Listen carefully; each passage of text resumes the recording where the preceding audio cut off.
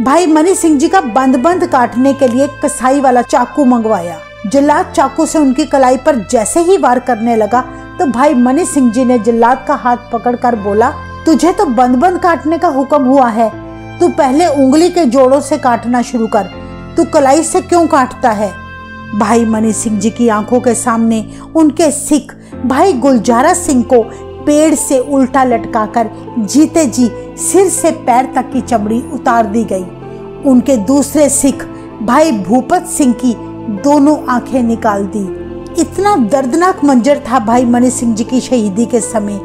आज इस वीडियो में हम आपको भाई मनी सिंह जी की शहादत के एक एक पल को बताएंगे कि क्यों उन्हें इतनी बेरहमी से 94 साल की उम्र में शहीद किया गया। आखिर उनका क्या कसूर था।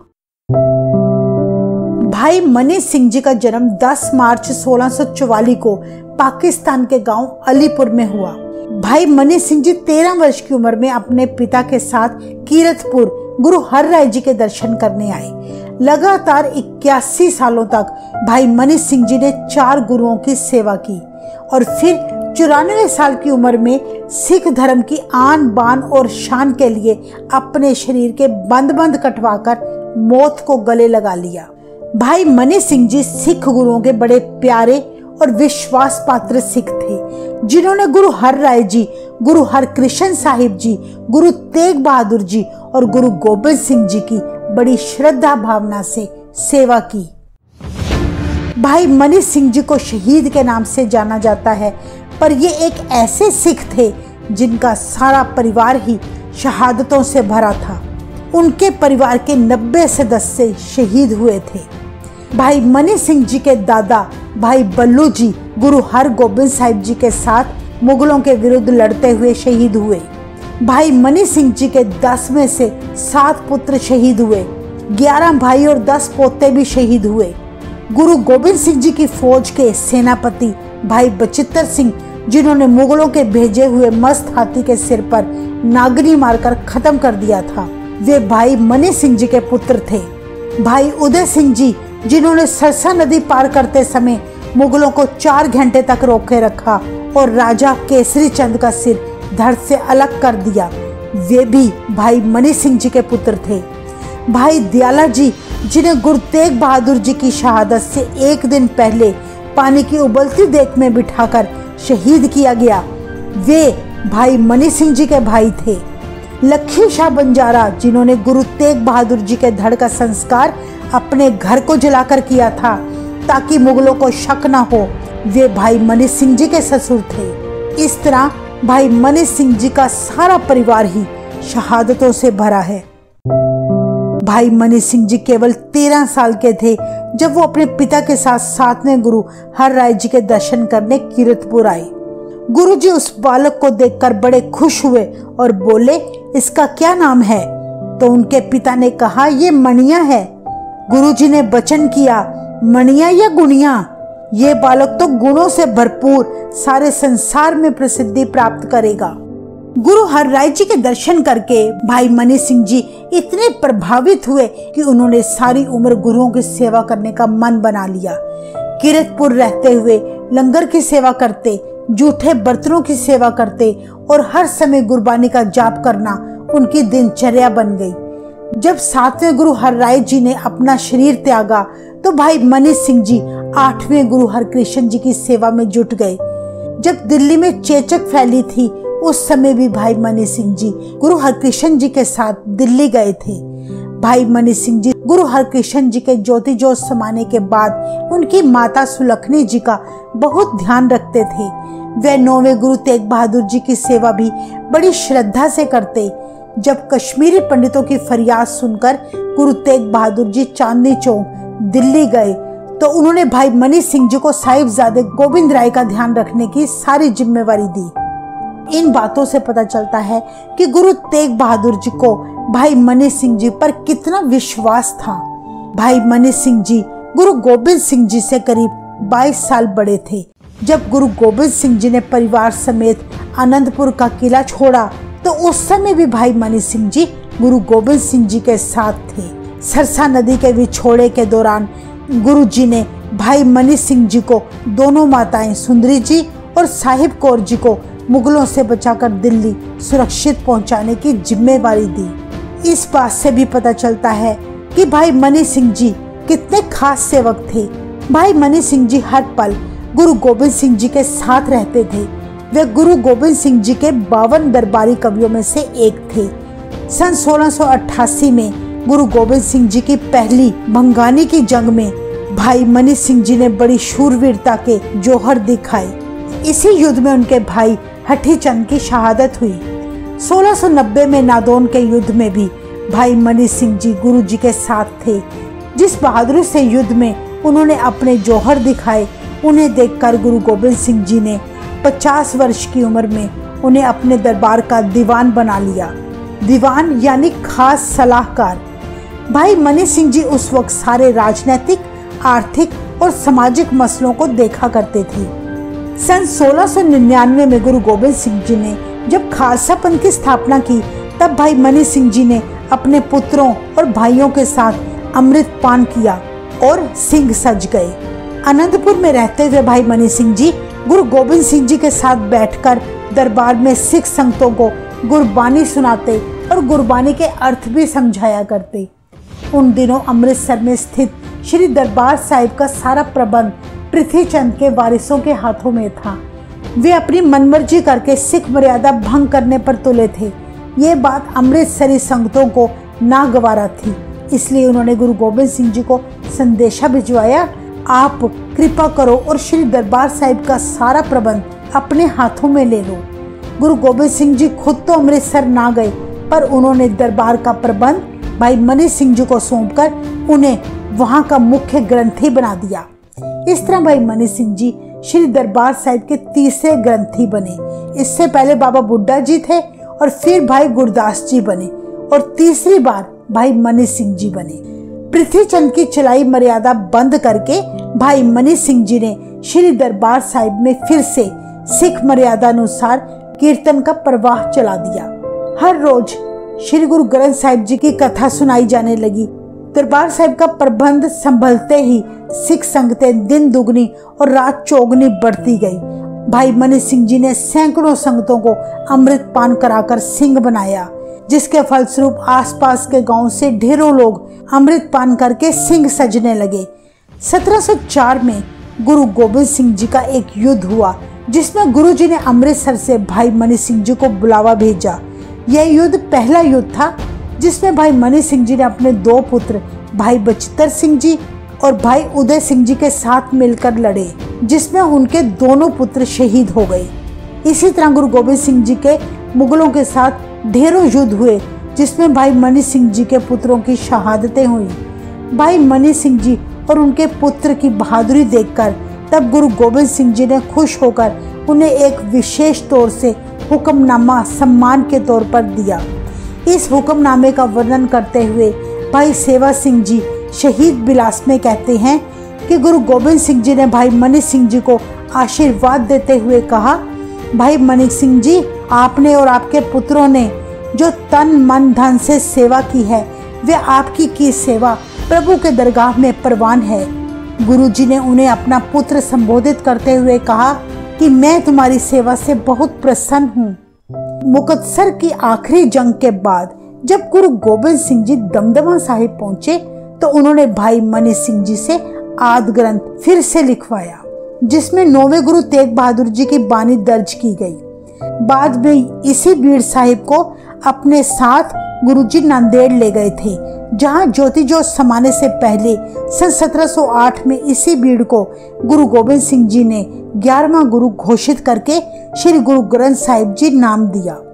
सन 1708 में गुरु गोबिंद सिंह जी के बाद भाई मनी सिंह जी ने सिख कौम को एकजुट किया।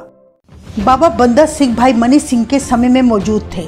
उन्होंने गुरु गोबिंद सिंह जी के छोटे साहिबजादों की शहीदी का बदला सुच्चानंद और वजीर खां को मारकर लिया।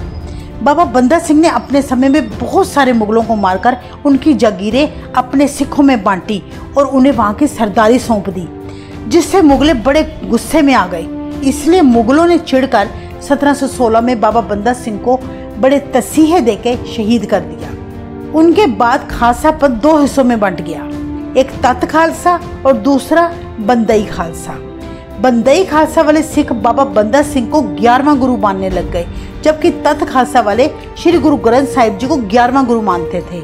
हालात तब इतने खराब हो गए कि दोनों गुटों में युद्ध होने की नौबत आ गई। भाई मनी सिंह जी का सभी लोग बड़ा सम्मान करते थे, इसलिए उनके बुलाने पर दोनों गुट बंदई खालसा और तत खालसा अमृतसर आए। भाई मनी सिंह जी ने उन्हें 2 कागज पकड़ा दिए, एक बंदई खालसा को और एक तत खालसा को। बंदई खालसा वालों ने अपने कागज पर फतेह दर्शन लिखा और तत खालसा वालों ने अपने कागज पर वाहिगुरु जी की फतेह लिखा। फिर भाई मनी सिंह जी ने दोनों पर्चियां अमृत सरोवर में फेंक दी और वचन किया, जो पर्ची पहले ऊपर तैर कर आ जाएगी उस गुट को सभी गुरुद्वारों की जिम्मेदारी सौंप दी जाएगी। तब कुदरत की ऐसी करनी हुई कि तत खालसा की वाहिगुरु की फतेह भरी पर्ची सरोवर के ऊपर आकर तैरने लगी। इस तरह भाई मनी सिंह जी ने बड़ी चतुराई और बुद्धिमता से सिखों का झगड़ा निपटा दिया, खालसा को फिर से एकजुट कर दिया। भाई मनी सिंह जी ने सारा जीवन सिखों को अमृत पान कराकर उनकी संख्या बढ़ाई। दूसरे धर्म के लोग भी दरबार साहिब आकर सिख बनते गए। ये भाई मनी सिंह जी की कड़ी तपस्या ही थी जिन्होंने गुरु गोबिंद सिंह जी के बाद भी सिख कौम को कमजोर न पड़ने दिया। अब भाई मनी सिंह जी की उम्र 94 वर्ष की हो चुकी थी। कहते हैं तब सिख इतिहास का एक बहुत बुरा दौर आया। जकरिया खां लाहौर का सूबेदार बन गया। वो सिखों का बहुत बड़ा वैरी था। सिखों के कारनामे देखकर वह इतना चिढ़ा हुआ था कि उसने सिखों को देखते ही गोली मारने का आदेश जारी कर दिया।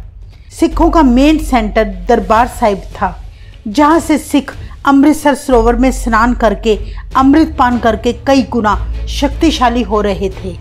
जकरिया खां ने दरबार साहिब को अपने कब्जे में ले लिया और सिखों को वहां आने से रोक लगा दी। जो भी सिख दरबार साहिब स्नान करने आता उसे वहीं खत्म कर दिया जाता। जब हालात ज्यादा खराब होने लगे तो सिखों को मजबूर होकर परिवार समेत जंगलों में शरण लेनी पड़ी। मुगलों ने सिखों के सिर पर इनाम रख दिए।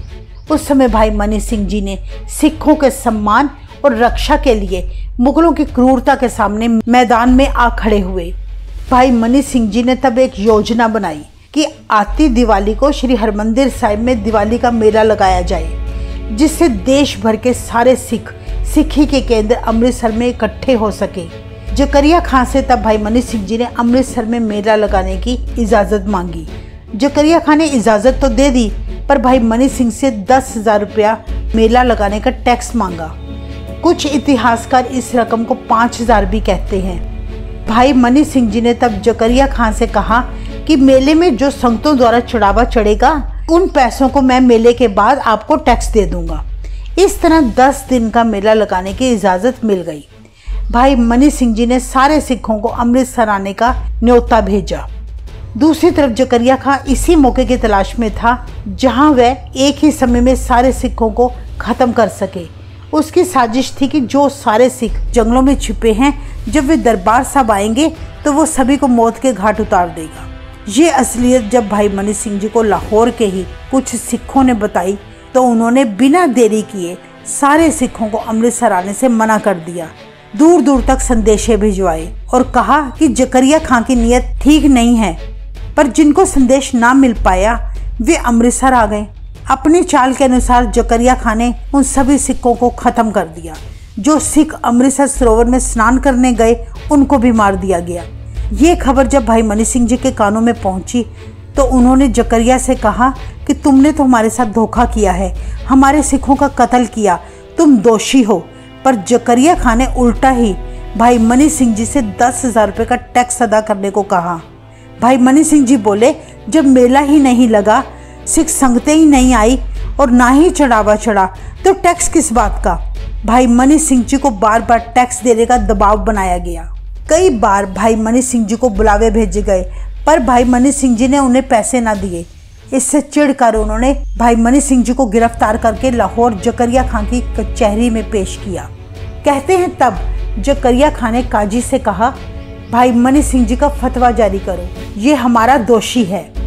तब काजी बोला, जनाब ये कोई साधारण इंसान नहीं है, मनी सिंह तो सिखों का काजी है। जिसने कई सैकड़ों हिंदुओं को अमृत पान करा के सिख बनाया है, जबकि उन्होंने इस्लाम में आना था। और यही नहीं, इसने तो कई हजार मुसलमानों को भी सिख बनाया है।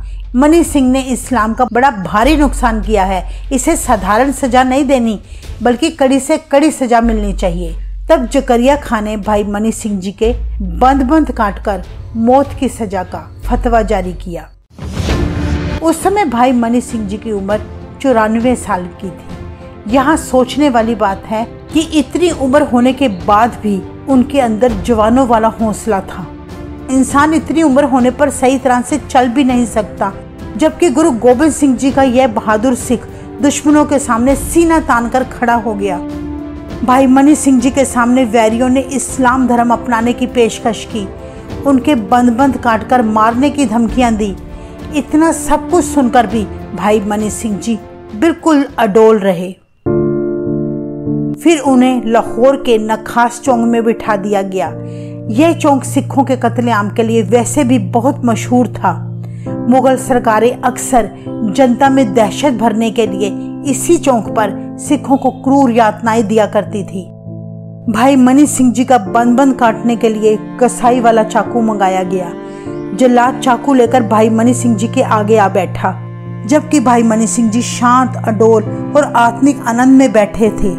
जल्लाद भाई मनी सिंह जी की कलाई पर चाकू से वार करने ही लगा तो उन्होंने उसी पल उसका हाथ पकड़कर कहा, तुम्हें तो बंद काटने का हुक्म हुआ है। सबसे पहला बंद पहली उंगली के जोड़ से शुरू होता है।